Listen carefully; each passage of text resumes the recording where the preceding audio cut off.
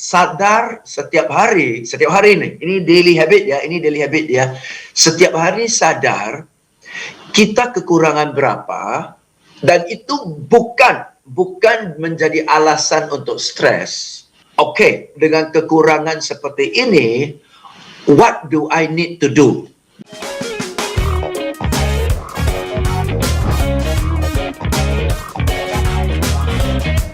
Topik pagi hari ini tadi saya sudah singgung-singgung sedikit gitu ya, untuk bisa bermimpi menjadi orang sukses ternyata kita bisa belajar mengulik gitu kan. Yep. Apa sih kebiasaan ya, dari mulai bangun tidur sampai mau tidur lagi gitu ya, dari para sales people gitu loh. Mereka bisa sukses itu karena apa? Nah, karena ada 10 habits ya dari successful salespeople. Smart listener, pagi hari ini kami mau batasi dulu 5 first one ya, yang akan kita bahas. Sebenarnya apa sih habit-habit dari mereka? Apakah salah satu habit mereka itu adalah banyak baca? Karena di belakangnya Pak James itu ada banyak buku. Nanti kita akan kulik ya. Baik, Pak James, kenapa sih kita, kalau menurut Bapak ya, works nggak sih kalau kita pelajari habit dari orang-orang yang sukses? Karena orang banyak mengatakan, loh saya kan saya begitu. Kan berbeda nih hidup saya dengan dia begitu, walaupun sama-sama sales people. Silakan Pak James. Oke, kalau ya hidup kita berbeda dengan orang sales yang lain ya, dan dengan perbedaan itu kita secara konsisten capai target dan melampaui target, ya sudah, selamat, it's okay, congratulations.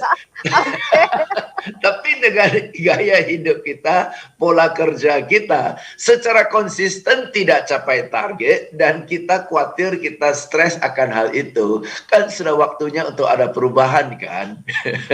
Ya, jadi bagaimana kita berubah? Ya, selalu berpatokan dengan orang-orang yang lebih sukses lah ya, orang-orang yang lebih berprestasi lah. Bahkan ada satu kutipan dari Malcolm X ya, Malcolm X seorang aktivis Amerika dulu, dia bilang ya, if someone is more successful than you, then it simply means that they are doing something that you are not doing yet. Saya ulang bahasa Inggris, nanti saya jelaskan dalam bahasa Indonesia ya. If someone is more successful than you, then it simply means that they are doing something that you are not doing yet.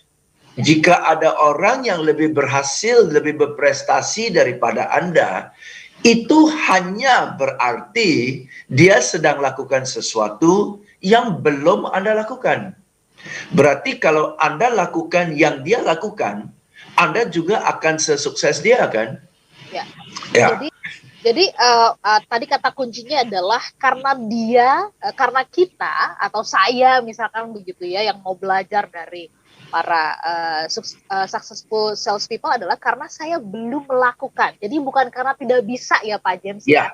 Nah, ini seringkali yang suka digarisbawahi dan digede-gedein gitu, nggak bisa Pak James gitu ya, nggak bisa gitu ya. Kita bahas ini ya, yang pasti ternyata adalah karena belum. Nah, bagaimana membongkar ini sih Pak James ya, membongkar sebelum kita pelajari satu-satu nanti 5 habits itu apa, cara membongkarnya, kata-kata tidak bisa menjadi kita ganti, ya karena saya belum melakukan aja kok gitu. Sebelum kita buka yang pertama, Pak James tadi memberikan kata kunci nih, smart listener, yang seringkali menjadi ganjalan gitu ya, kayak batu besar gitu. Kenapa sih kita kayaknya nggak sukses sales people itu gitu, adalah seringkali kita mengatakan nggak bisa Pak James. Tapi tadi Pak James mengatakan kalimat yang sangat menarik sekali gitu. Sebenarnya karena kita belum melakukan apa yang orang sukses itu lakukan. Nah, bagaimana sih membongkar kata tidak ini supaya kita juga menyadari bahwa sebenarnya kita punya kemampuan loh gitu. Bagaimana caranya Pak James? Yes, jadi sering kita bukan malas-malasan sih, sering kita sudah kerjakan yang kita tahu kan ya. Kita udah kerjakan yang kita tahu, dan yang kita tahu itu sudah kita kerjakan dengan sungguh-sungguh, tapi kok hasilnya jauh daripada yang kita harapkan. Betul ya? So, bukan orang malas, but we have done the best that we know how. Gitu kan? Ya. Dan apalagi ya, saya harus apain lagi ya, yang sering kan begitu, yang harus telepon sudah telepon, yang harus ditolak pun sudah ditolak, saya harus apain lagi ya, jadi mentoknya dan buntunya adalah karena I don't know what to do next, and I don't know what I'm doing wrong. Saya nggak tahu apa yang sedang saya kerjakan yang kurang tepat, dan saya juga nggak tahu harusnya gimana. Karena kalau saya sudah tahu harusnya gimana, saya sudah akan lakukan, betul ya. Jadi itu yang buat orang sales blank, frustasi, karena dengan segala upaya yang sungguh-sungguh tetap buntu. What to do next gitu loh, ya. Jadi paling cocok what next-nya itu adalah berpeta dan berpatokan dengan orang-orang yang berhasil kan. Orang-orang yang berhasil itu bisa orang-orang sekitar kita, rekan-rekan sales kita, ya, yang kita jual produk yang sama, barang yang sama, tapi nggak capai target, sedangkan dia jual produk yang sama, barang yang sama dengan harga yang sama, capai target kok.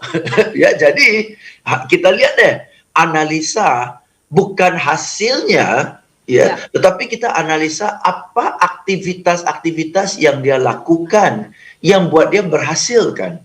Oke, jadi memang pas banget kalau kita mengajukan pertanyaan what to do next lah. Kita jangan berkutat pada apa yang kita tahu. Kita dapat pengetahuan yang baru. Oke, yang pertama, first habits ya, Pak James. Apa ini yang kita bisa pelajari dari orang yang sukses, sales people itu, Pak James? Oke, first habit bukan sesuatu yang misterius. First habit bukan sesuatu yang seksi. First habit kalau saya sampaikan banyak orang sales akan sebel sama saya, yaitu habit nomor 1, setiap hari cek target versus aktual.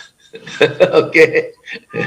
Jadi setiap hari cek sesungguhnya kita ketinggalan berapa jauh sih? Ya, on track, ketinggalan, atau malah sudah on track bablas target, betul ya? Jadi kita cek dulu, ya. Dan umumnya kekurangan lah. Umumnya ini targetnya ini kita belum capai, ya, ya. Kekurangannya. Itu satu dulu. Sadar setiap hari ini daily habit ya, ini daily habit ya. Setiap hari sadar kita kekurangan berapa, dan itu bukan menjadi alasan untuk stres, ya, bukan menjadi alasan untuk frustasi atau perasaan-perasaan yang negatif. Itu hanya berikan kita patokan. Oke, dengan kekurangan seperti ini, what do I need to do? Betul kan ya? Apa yang harus saya lakukan? Apakah aktivitas saya diintensifkan, atau saya pakai cara yang berbeda, atau jual produk yang lebih murah tetapi volumenya lebih tinggi, atau karena sulit dapat pelanggan yang banyak, oke, dengan pelanggan yang sedikit tapi saya jual produk yang lebih mahal sehingga dari rupiahnya tercapai, whatever, betul ya. Jadi dengan kekurangan ini saya harus review sejenak, what do I need to do so that bit by bit kekejar ketinggalan ini, ya kan? Jadi ya, sedangkan banyak orang sales kalau dikasih tahu target dan aktual malah jadi stres. Iya, persis. Begini ya, iya, nggak mau dengar gitu kan.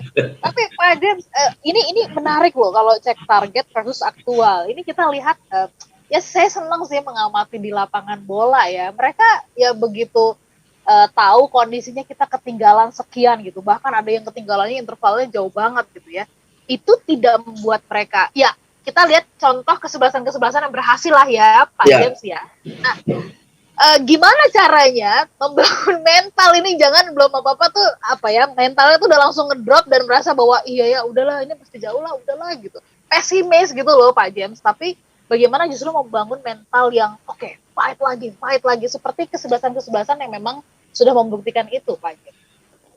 Saya kira di setiap pertandingan ya, mental mereka akan berbanding lurus dengan strategi, ya, berbanding lurus dengan strategi, ya. Dan strategi itu akan sangat fleksibel sesuai dengan sikon di lapangan.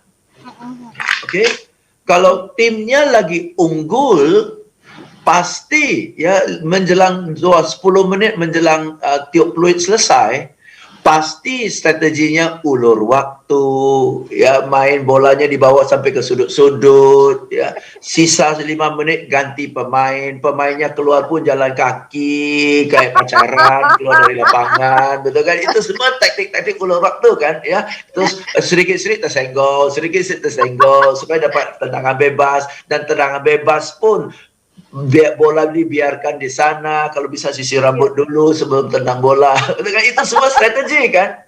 Kalau lagi unggul, kalau lagi ketinggalan, nah lihat strateginya apakah pemain semua dipindahkan ke bagian depan, nothing to lose lah, taruhan habis-habisan atau gimana. Nah, perubahan strategi inilah yang buat pemain-pemain lebih tergairah kan? Coba kalau sudah ketinggalan, nggak ada perubahan strategi. Sudah hampir 90 menit dengan cara main kayak gini tidak membuah hasil, kok dilanjutin lagi? Mau apa lagi? Nggak bakalan bisa kan? Justru yang buat kita tergairah untuk ada harapan adalah kalau kita lihat actual dan target ketinggalan, kita ada perubahan-perubahan strategi untuk mengejar. Ya, perubahan strategi itulah menggairahkan kita. Tapi kalau nggak ada perubahan strategi, nggak ada perubahan pendekatan, caranya sama melulu yang sudah terbukti selama 7 bulan nggak capai target. Kalau kita ulangi cara yang sama, sebego-begonya pun tahu nggak bakalan capai target kok. Nanti bolak-balik Albert Einstein akan mengatakan gitu ya, kita akan dicap itu kamu orang gila gitu ya. Iya. Caranya sama, tapi hasilnya kita berharapnya berbeda. Oke. Iya. Pak Jem sudah ke gambar. Yang pertama cek target versus aktual ini sebenarnya bukan untuk menakut-nakuti, tetapi ini sebenarnya adalah untuk merangsang ya, menstimulus otak kita begitu ya Pak Jem. Oke, kalau ini kayaknya belum bisa, berarti coba akan memilih strateginya dari mana lagi gitu. Dan ini tadi kata kuncinya yang Pak Jem katakan ya, mental berbanding lurus dengan strategi. Jadi artinya memang nggak boleh diam aja ya Pak Jem ya.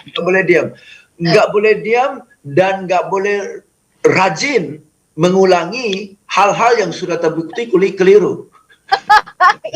Iya juga ya. Iya kan? Banyak orang lakukan hal-hal yang keliru dengan semangat. Iya ya. Melakukan hal-hal yang keliru dengan semangat. Oke, kita nggak mau mengulangi itu. Sekarang kita coba beralih dulu ke poin yang kedua ini, Pak Jen. Apa habit yang kedua yang bisa kita pelajari dari sales people yang sukses-sukses itu, Pak Jen? Oke, habit yang kedua adalah lakukan apa yang sudah dijadwalkan. Ya, lakukan daily activities-nya. Entah daily activities-nya WA ke 50 calon pelanggan, nelpon ke 10 orang, ya, kirim proposal ke sekian banyak, follow up, apapun lah, ya. Daily activities-nya itu dijalanin. Oke, itu dijalanin, ya. Nah, kalau kita bilang jalankan daily activities, berarti di tanggalan kita, di kalender kita, sudah tahu dari jam 9 sampai jam 11 apa yang mau kita lakukan, jam 11 sampai jam 12 apa, jam 1 sampai jam 3 apa, jam 3 sampai jam 5 apa kan ya. Sudah ada penjadwalan apa yang harus saya lakukan. Ya, dan yang saya lakukan itu, apa yang harus saya lakukan, aktivitasnya harus pas dan sesuai dengan aktivitas ini saya membuat hasil itu kan. Jadi aktivitas itu harus sinkron dengan hasil yang saya inginkan. Dan kedua adalah jumlahnya. Nelpon pelanggan. Berapa yang harus ditelepon? 10, 30. Yang dimaksud dengan telepon apa? Yang penting telepon, tapi 10 dan dari 10 itu nomor yang Anda telepon sedang sibuk, tidak aktif, itu 10-10-nya begitu, tapi sudah dianggap telepon, atau telepon 10 itu adalah bicara, benar-benar dapat bicara dengan 10 orang gitu kan. Ya. Jadi daily activities-nya harus ada, berarti kesimpulannya adalah setiap hari kita di tanggalan kita tahu persis apa yang mau kita lakukan setiap jam kerja kan. Dari jam 9 sampai jam 5, I know exactly what I have to do and why I am doing it. Nah, banyak orang sales, maaf kata, di penjadwalannya nggak ada aktivitas yang detail. Aktivitasnya nggak detail, jamnya nggak detail, jumlahnya nggak detail. Oke, Pak James, nanti kita bahas ya. Seringkali nih orang sales mengatakan gini kan, orang sales itu harusnya jangan dikekang dengan hal-hal yang terlalu kaku, formal ya, di jadwal seperti itu kan. Kadang kita ketemu klien bisa waktu, apalagi sebelum pandemi ya, kita bisa ngopi, mungkin ngobrol tuh lama begitu kan. Pak James sering mengatakan, ayo ketemu dengan klien, terus cairkan suasana. Ini kan seringkali kita suka lupa dengan waktu kan. Nah, dengan daily activities ini apakah tidak jadi mengkungkung ya, artinya membungkus begitu ya, membatasi kita pada ya artinya deretan-deretan yang sudah dijadwal begitu Pak Jen.